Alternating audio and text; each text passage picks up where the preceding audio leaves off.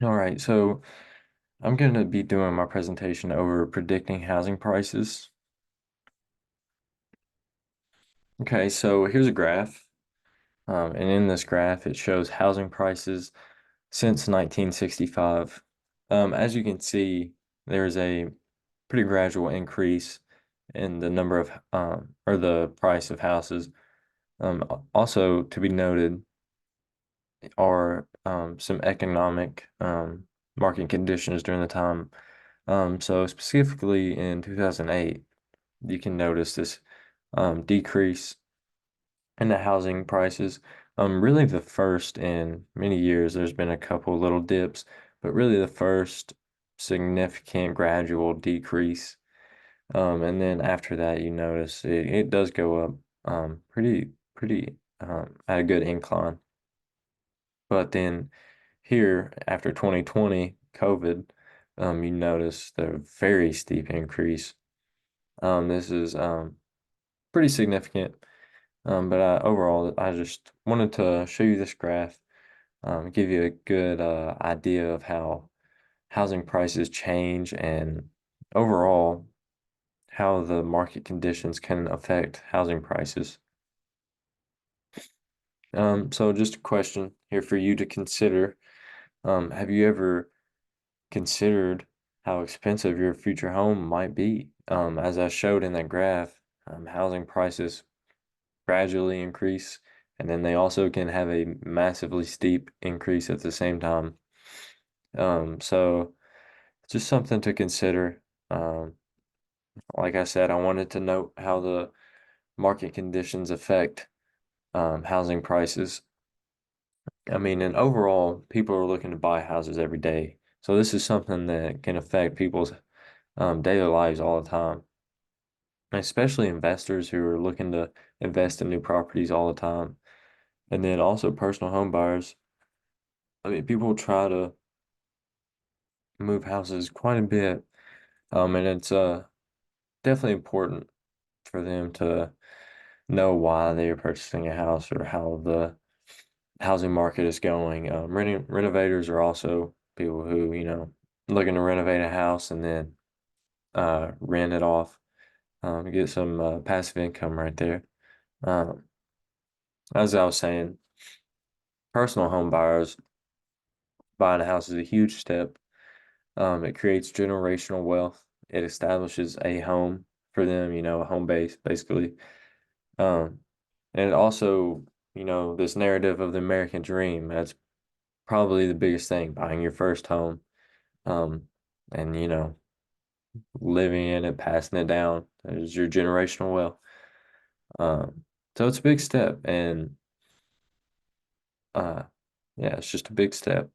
For investors, it really is more like their livelihood. It's how they make their money. Like I say in the presentation, they'll buy 30 to 40 homes a year and then sell them off the next year.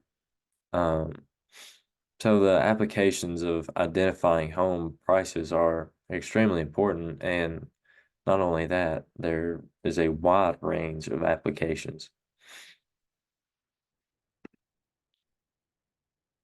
So the problem, how can we determine whether a house is correctly priced?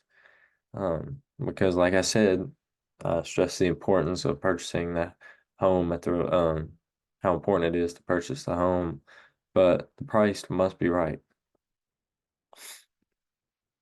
So the data.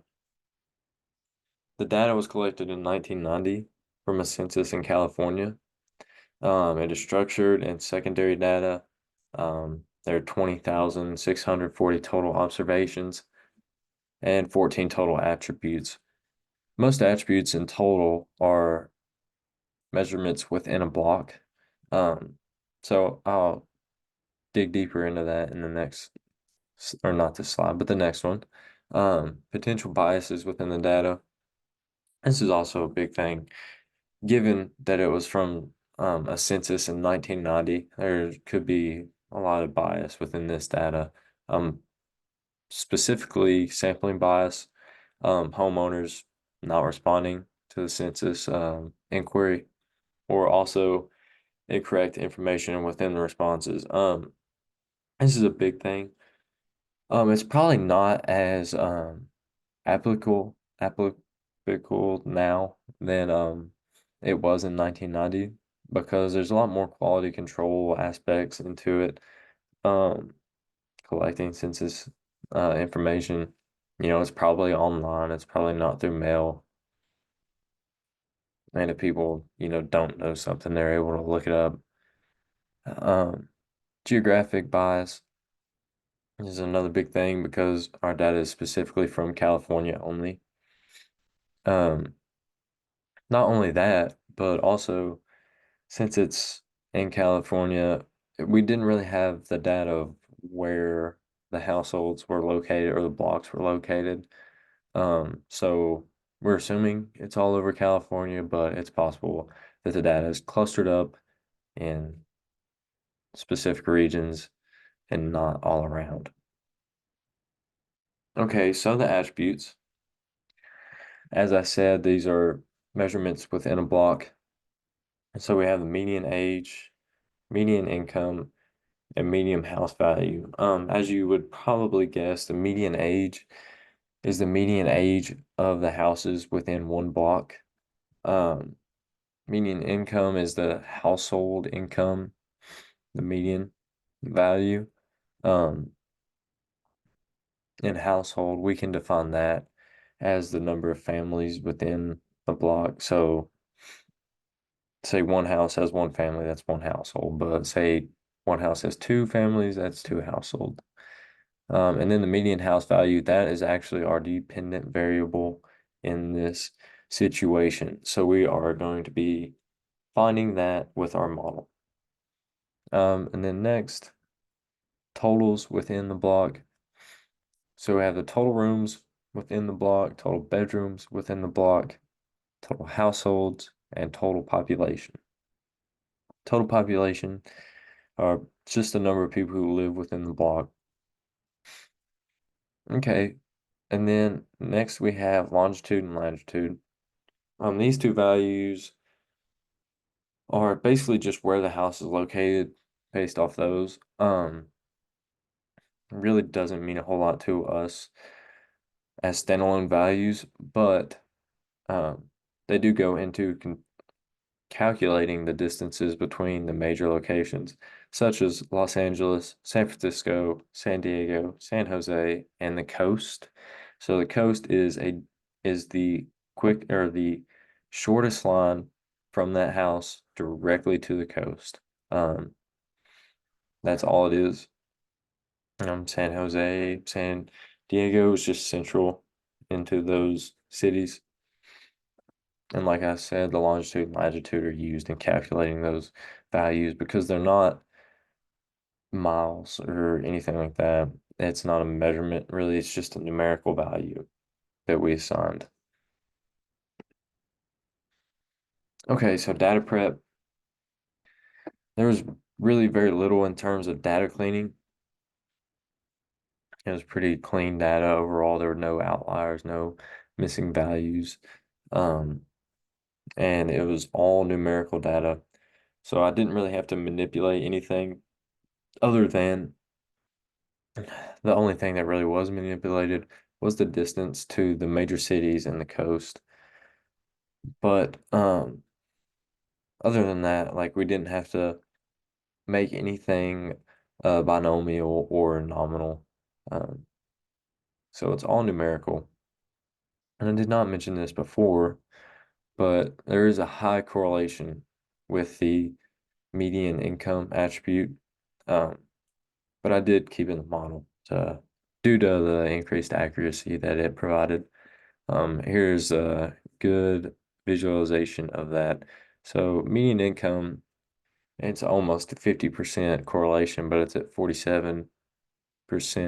It's the only one with real significant correlation. And the next highest only being at 1.32. So, okay, so model development.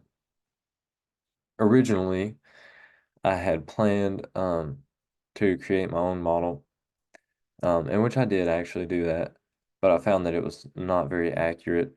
compared to how the auto modeling feature created models. I created a linear regression.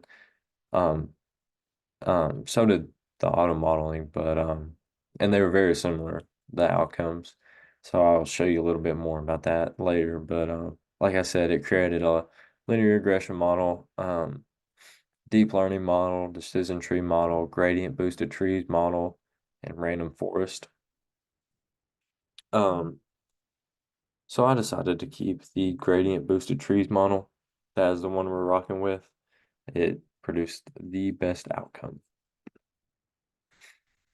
Like I said, it was the most effective model. It had a RSME of 45,004.602. So this means that it was able to predict prices within that range of basically within a range of 90,000, which does not sound great, but compared to the other models, significantly better.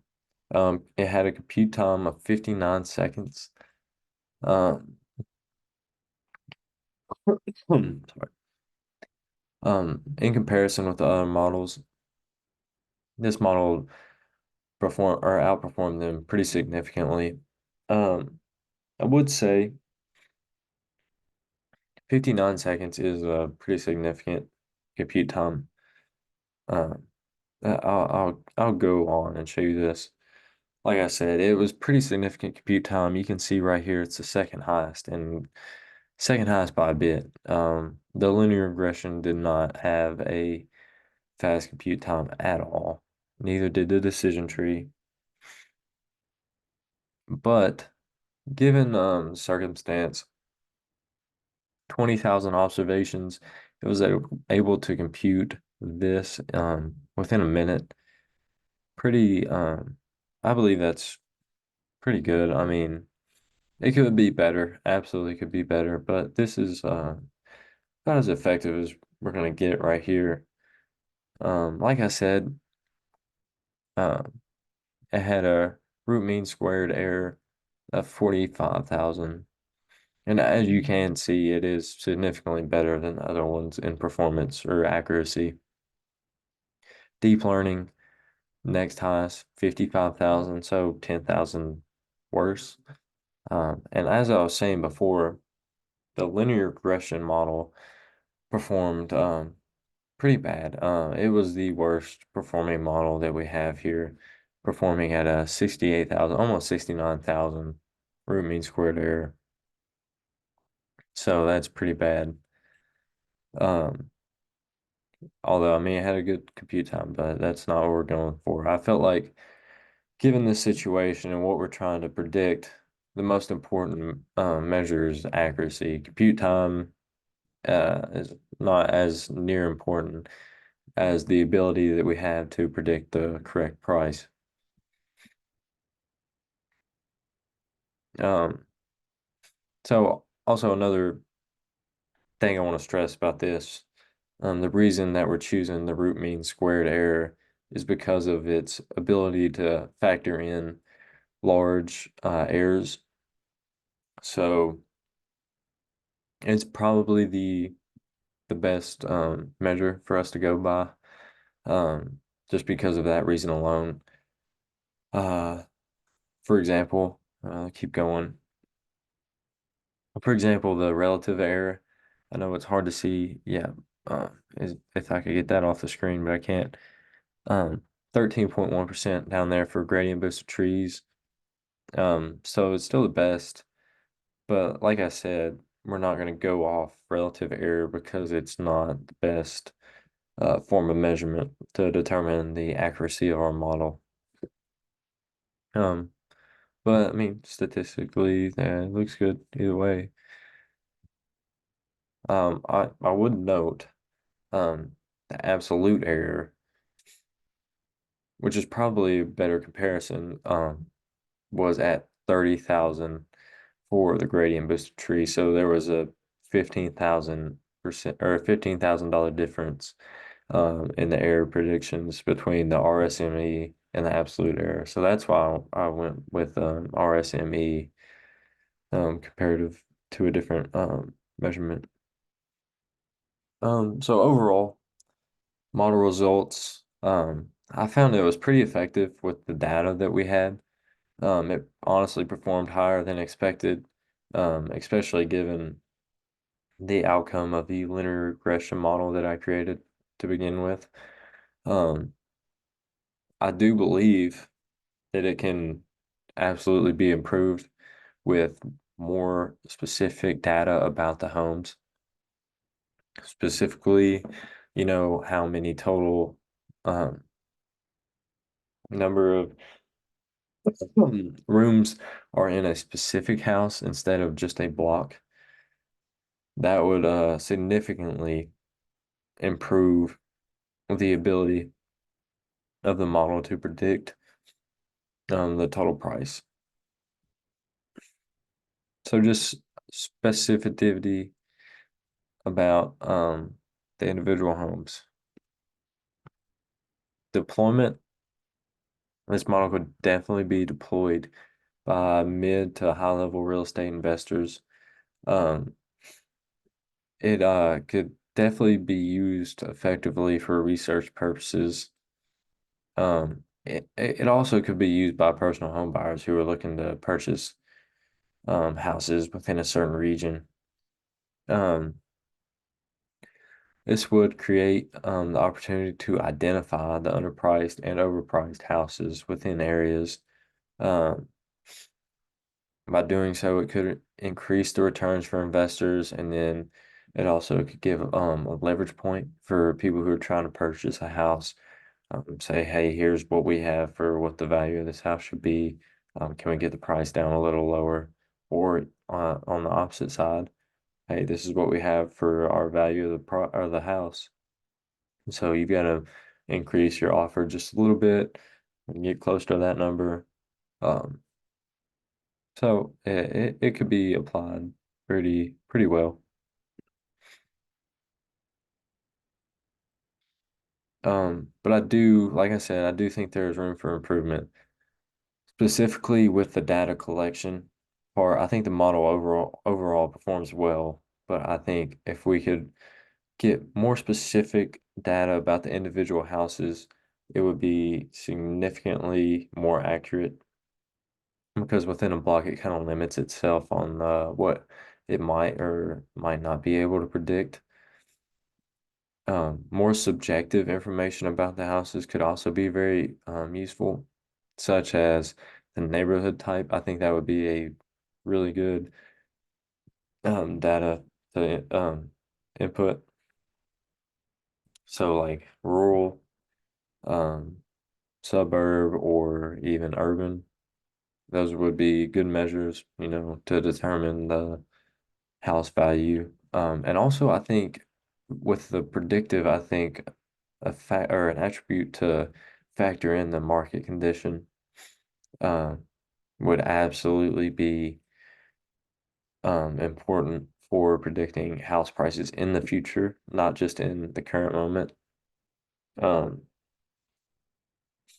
that would be very helpful. I think this model must be deployed strategically. You're not going to be able to deploy this model across different states because it's kind of limited to a region. Um, so being able to kind of identify the region where you want to invest and then, you know, deploying the model there, finding the houses that are undervalued, going to grow in the future. Doing that is a great way for investors to deploy this model. And I'm sure they could find other uses to strategically deploy this model. Um, but I'm no expert in that field. So overall, I found this model was effective in finding the values of California homes, but I do think it can be improved with better data. Um, I expect this model will be applied within the real estate market. The application could lead to an increase in the efficiency of the real estate market. Um, and possibly even lead to a perfectly efficient real estate market. Um, Not only will it do that, but it will increase the probability of people to find the right home at the right price. Um, so yeah,